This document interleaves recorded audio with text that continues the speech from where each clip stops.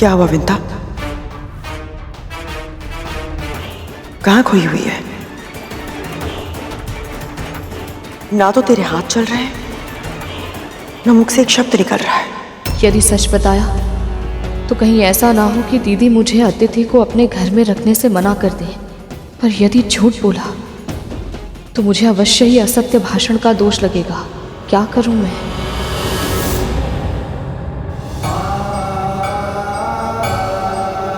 प्रभु, आप किस सोच में खो गए हैं? मैं ये सोच रहा हूं शेष कि देवी विंता जिस दुविधा में वह उससे बाहर कैसे निकलेंगे।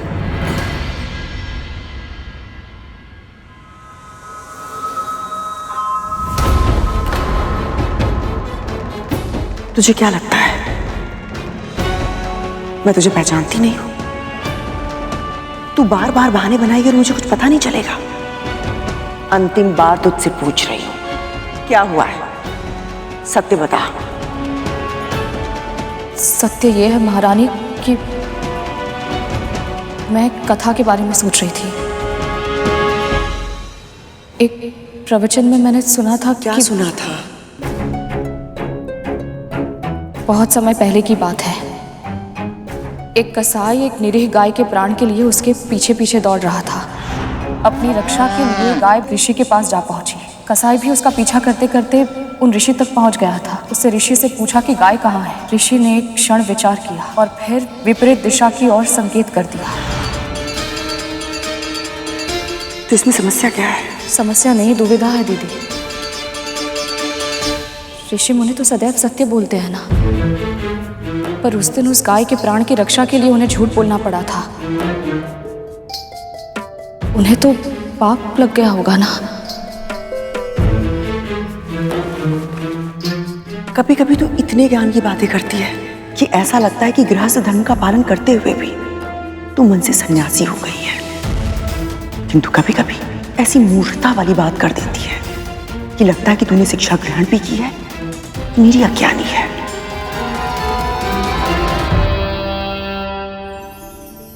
ऋषि के पास दो विकल्प थे, या तो वो सत्य बोलते और उन्हें गौ हत्या का पाप लग जाता, या फिर झूठ बोलकर असत्य भाषण का दोष अपने ऊपर ले लेते।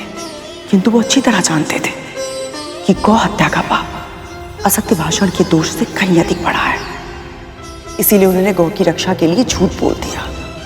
और वैसे भी किसी धार्मिक कार्य के लिए यदि असत्य भी बोलना पड़े तो उसमें किसी की हानि नहीं होती है।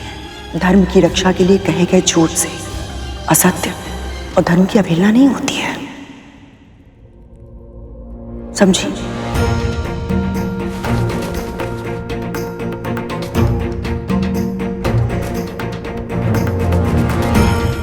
सत्य कहा दीदी। इसलिए आज मैं भी आपसे सत्य छुपाने के लिए विवश हूं, क्योंकि असत्य भाषण का दोष अतिथि के तिरस्कार से बड़ा नहीं होता।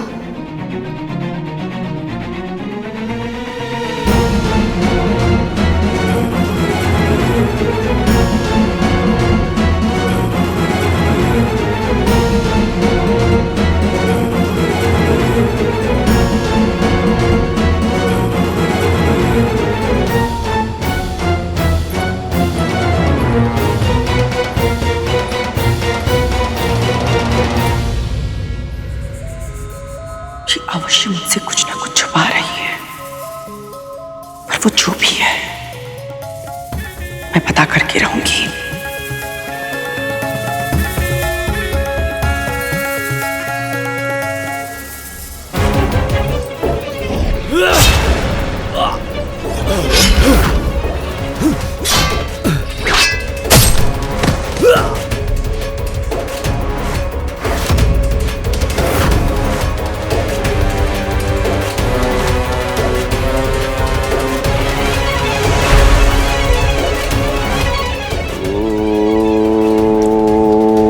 नमः शिवाय।